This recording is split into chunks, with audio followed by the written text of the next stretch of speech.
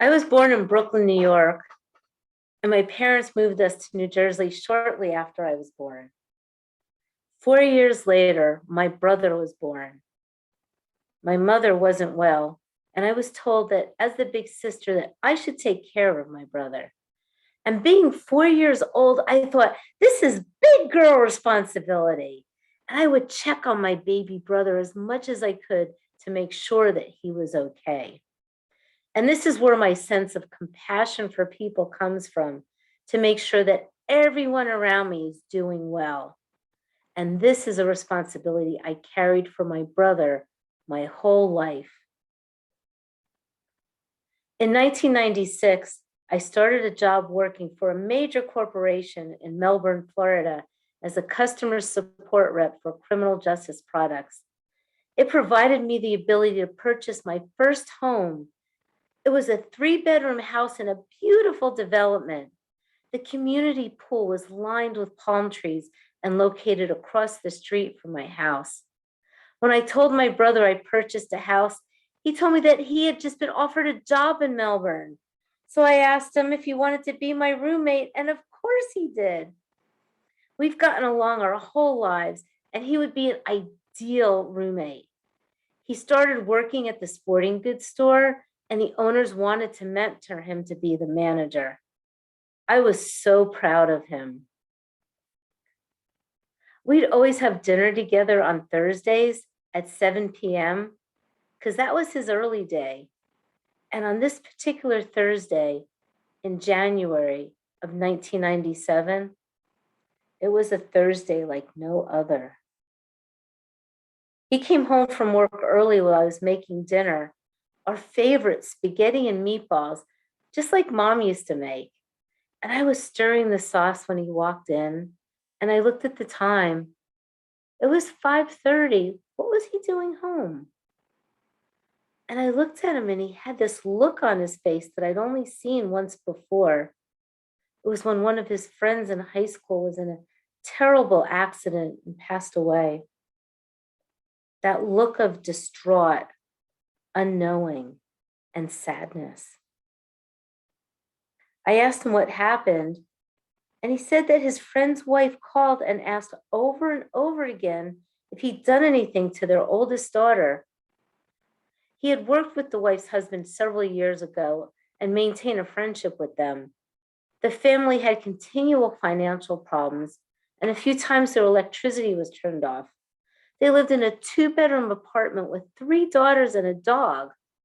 When they were behind in their bills, my brother had a big heart, and he helped them as much as he could afford to. He said he couldn't understand why the wife called him and was asking him these questions. He was distraught, not knowing what it was about, and sad that the family he had helped was asking him questions about something he didn't do. And me, I was shocked at this story. How could anyone be accusing my brother of doing something like this? This was my little brother who always had a smile on his face and was willing to help with anything anyone needed. When I was sick, he was there to take care of me. There was no chore around the house that he wouldn't help with. He was always there for me when I needed him. I knew my little brother. And as his big sister, I tried to make things better. I told him that they're not really your friends. Don't worry about it. I was going to do everything I could to help my little brother. And he didn't hear from the family again. But he did receive a call a couple weeks later from the police department. They told him charges had been made against him for sexual assault against the daughter. When he told me that, I thought, this is crazy, not my brother. How could somebody that I've known my whole life do something like this? It wasn't possible. I would have known. But my little brother was being charged with a sex crime. We never knew anyone who'd been in trouble like this.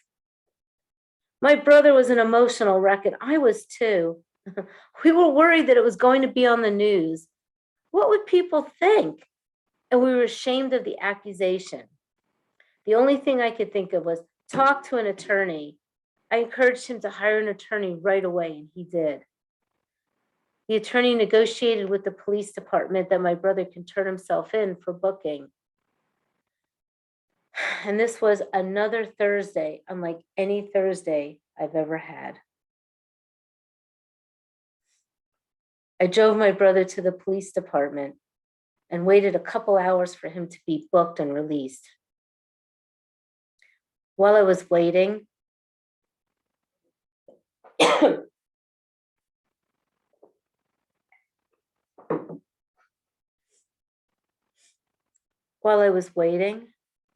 I thought about one of our applications at Criminal Justice Products. I supported a booking application that was used in several other jails. I pictured my brother being booked, getting his fingerprints taken his picture, assigning him a number. I held back the tears, imagining my brother going through this process. And when he walked through the door after being booked, I could see the fear in his eyes. We didn't talk. We drove home in silence. The journey was just beginning. My home was filled with fear and shame, and I was filled with responsibility for my little brother and guilt. I couldn't make things for him. It was an unbearable situation, and we didn't know what to do.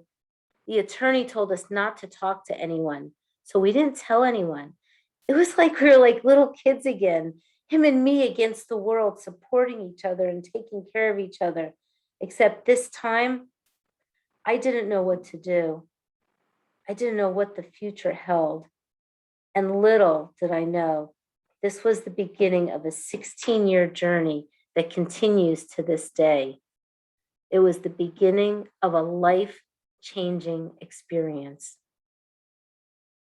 What I learned is that anyone can make accusations of another person.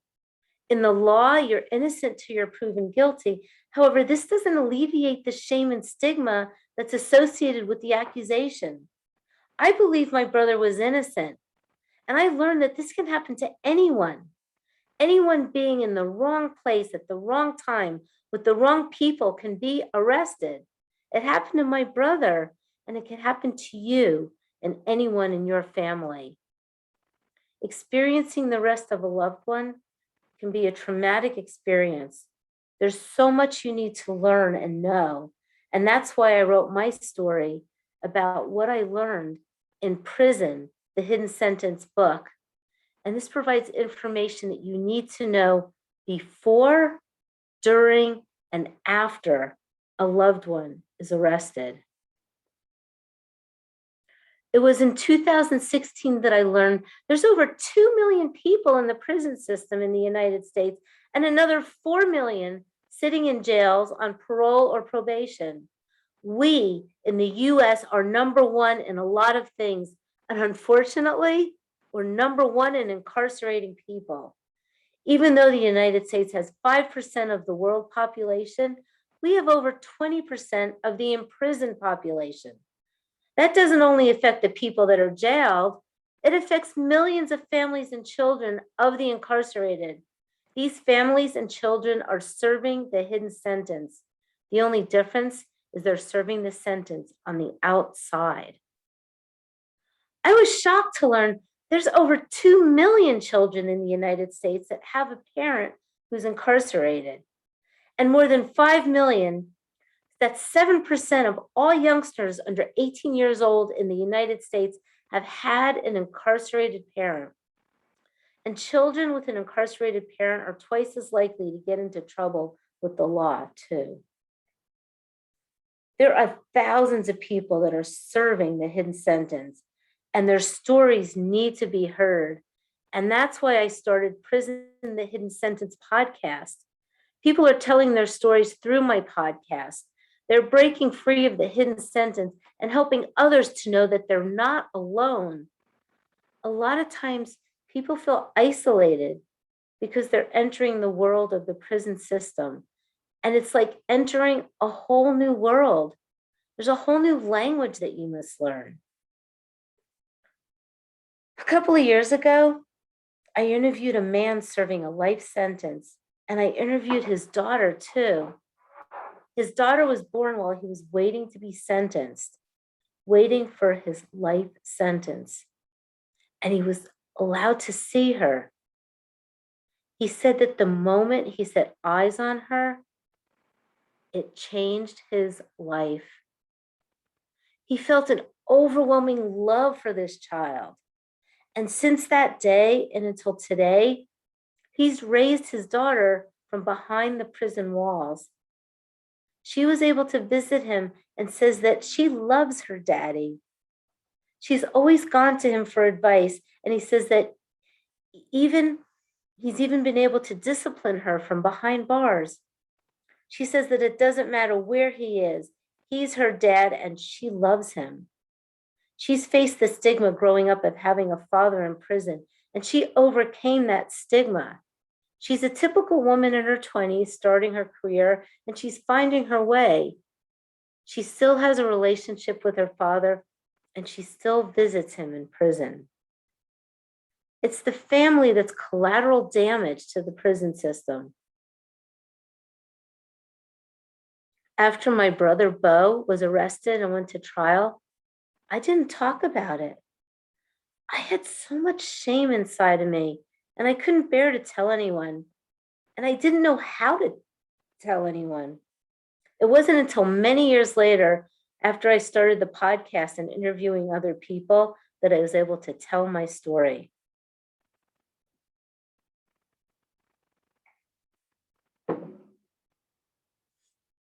Bo's trial lasted a couple of hours, and he wouldn't take a plea bargain. I begged him to take a plea, but he insisted he was innocent and wanted the trial. But he was found guilty, and he was sentenced to life in prison. I will never forget the pain I felt that day, the day that I heard the guilty verdict. That's the day I lost my little brother. And that's the day that my life changed. In 1997, there was there's over 1 million people in prison, but that number's doubled in the past 14 years.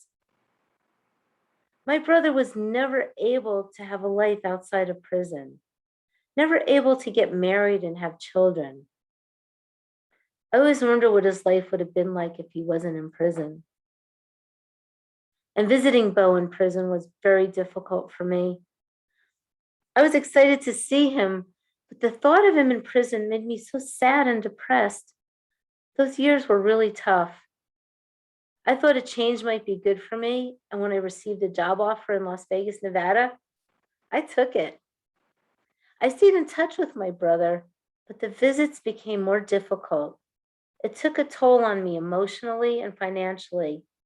I had to take time off of work, rent a car, stay in a hotel, and bring money to buy food for our visits. From the time I made the travel reservations till the time I came home, all I could think about was seeing him in prison. And I didn't think that I could enjoy my life while Bo was sitting behind bars. I moved through the motions. I threw myself into work, and I faked to everyone that my life was good, but I was depressed. And Bo did serve his life sentence. On June 14th in 2012, I received a call from the assistant warden of the prison that my brother passed away from Hep C. I was filled with mixed emotions. I was relieved that he didn't have to spend any more time in prison, but then I felt guilty that I felt relieved. I also felt a deep sadness because I lost my little brother. And after I told people that he passed away, I started receiving compassion because this was something that people understood. And then I slowly started telling some people that my brother had been incarcerated. I found that the more I spoke about it, the more I met people who had a loved one in the prison system. Then I became more involved with support groups for families and co-founded Prison Families Alliance, a peer support group that helps people across the United States. The support group provides a safe, compassionate platform for people to speak freely without judgment about their feelings of shame and guilt and anger.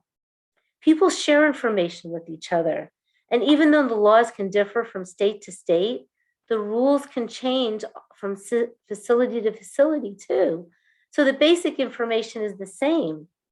When someone's taken into the prison system, it could feel like a death, but the person's still alive. When someone's taken into the prison system, a person can go through the same stages of grief. They go through denial. He didn't do it. Anger. How could he do this to our family? Bargaining. Well, it wasn't his fault. It was so-and-so's fault. Depression. A deep sadness and ability to enjoy life. And hopefully, finally, acceptance. He or she is in prison and we'll deal with it. Prison Families Alliance helps people get through these stages through the support of others who have gone through it or are going through it. The Prison the Hidden Sentence podcast shares stories from family members, from children of incarcerated parents, of people who've been incarcerated, and even stories from law enforcement. Prison the Hidden Sentence book provides stories and information on what people need to know at each stage of the prison process: the arrest, the trial, visitation, and how to take care of yourself when you're in this situation.